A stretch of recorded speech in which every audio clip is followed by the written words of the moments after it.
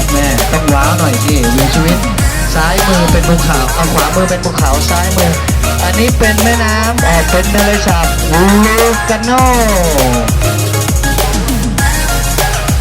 เป็นคู่กับโคโมนะฮะเราไม่ได้เห็นโคโมนะครับโคโมคือทะเลสาบที่สวยที่สุด